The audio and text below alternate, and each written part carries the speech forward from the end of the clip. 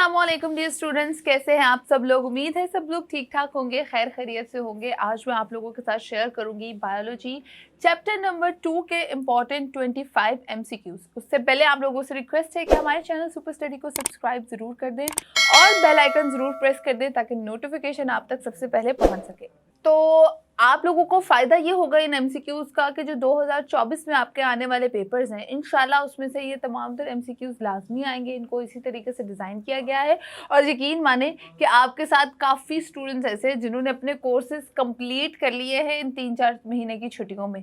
तो 25 MCQs chapter number 2 के आप लोगों के साथ शेयर करने वाली हूँ, तो गौर से देखिए। अच्छा जी, तो देख सकते हैं आप आपकी स्क्रीन पे आप लोगों को क्वेश्चंस नज़र आ रहे हैं और इन क्वेश्चंस की अच्छी बात यह है कि इनकी 4 ऑप्शंस में से एक राइट ऑप्शन है जो आपको इसी के अंदर नज़र आ रही है। तो राइट आंसर भी आप लोगों को साथ ही मिल जाएंगे, आपको अलग से ढूंढने की या चेक करने की ज़रूरत नहीं है। अव्वल तो आप लोगों को खुद भी आंसर्स आने चाहिए, अगर नहीं आते तो आप लोग राइट आंसर यहाँ से देख सकते हैं। तो नंबर 1 पे देखें, The plant which have broad leaves and large leaves are called hydrophyte.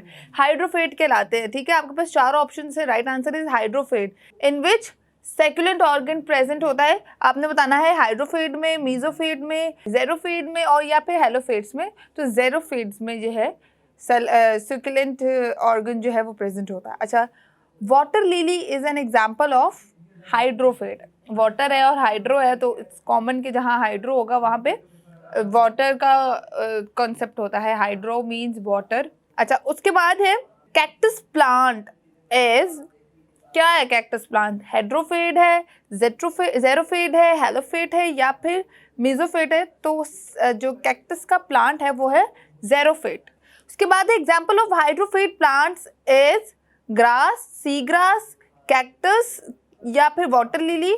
तो water lily is a right answer. उसके बाद है resin as waste materials is excreted from conifers, tomatoes, कीकर या फिर रबर। तो राइट आंसर इज कॉनिफर्स। उसके बाद है rubber plant secretes rubber, lattice, mucilage या फिर रेजिन। तो लैटिस को वो करता है एक्सक्रीट। उसके बाद है the process of guttation occurs in plant is grass. Grass is the right answer. उसके बाद the loss of water from plant surface in the form of vapours is transpiration, is called transpiration. Other options आप लोग अपनी screen पे देख सकते हैं। इसके बाद the loss of water in the form of drops and tips of leave is evaporation, transportation, guttation या फिर एक्सक्रीशन। तो इट्स ग्यूटेशन, प्लांट्स में ग्यूटेशन होता है। उसके बाद है the by products of photosynthesis is carbon dioxide, oxygen, nitrogen या ammonia. Its right answer is oxygen. The gas produced in mesophyll cell as the product during daytime is called oxygen. वो oxygen gas produce करता है day time में। रात को वो carbon dioxide को वो एक्सेल करता है और ऑक्सीजन को डे में प्रोड्यूस करता है। अच्छा, उसके बाद है plays role in maintaining body temperature. कौन सा जो ऑर्गन है वो बॉडी टेम्परेचर को मेंटेन करता है? वो है स्किन।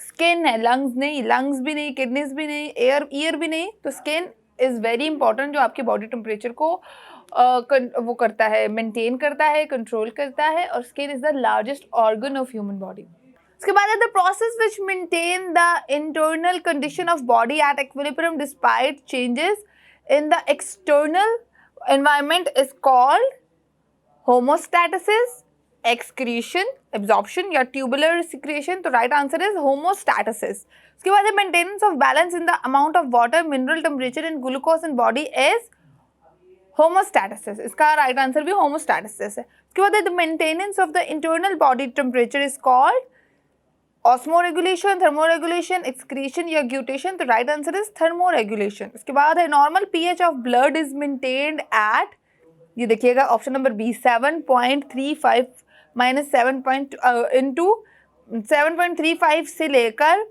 7.45 तक। Option number B is the right answer. उसके बाद for moving stone method in which non electrical shocks waves are bombarded on stones is called lithotripsy, surgery, dialysis या नन ऑफ दीज। तो जो स्टोन को remove करता है method non electrical shock waves के through, वो लिथोट्रिप्सी कहलाती है। उसके बाद by drinking plenty of water how many stones can be avoided? 90% stone. तो ज़्यादा से ज़्यादा पानी पिए और जब आपको कभी स्टोन की इनिशियल स्टेज हो तो आप पानी से भी उसको रिमूव कर सकते हैं। 90% वाटर जो है वो आप ड्रिंक करें। उसके बाद the typical volume of urine produced by an average adult per day is 1.4 litre, ये याद रखिएगा। Which are not filtered through glomerular capillaries, इनमें से कौन सी चीज़ें जो फिल्टर नहीं होती ग्लोमेरुलर कैपिलरी से? वो ब्लड सेल्स है, प्रोटीन्स है, बोथ ए एंड बी है, या यूरिया है? तो बोथ ए एंड बी है, ब्लड सेल्स एंड प्रोटीन दोनों। अच्छा, उसके बाद है U shape part of renal tubule is called renal corpuscle, glomerulus, loop of Henle, या फिर ब्रोमैन कैप्सूल। तो loop of Henle is the right answer. उसके बाद है the depression near the centre of concave area of kidney is hilus. Hilus is the right answer, जो option number B है। उसके बाद है organ which work for homeostasis are lung, skin, kidney, या फिर ऑल। तो होमोस्टैटिस के लिए ऑल द ऑर्गन्स, किडनीज भी, लंग्स भी, स्किन भी, ठीक है। उसके बाद है कैक्टिक आर एग्जाम्पल ऑफ, ये मैं ऑलरेडी बता चुकी हूँ, ज़ेरोफाइड।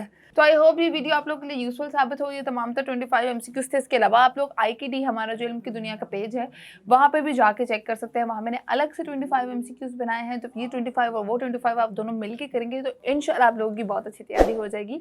तो आई होप ये वीडियो आप लोगों को पसंद आए। थम्स अप करना मत भूलिएगा। फिलहाल मुझे इजाज़त, अपना ख्याल रखिएगा। अल्लाह हाफिज़।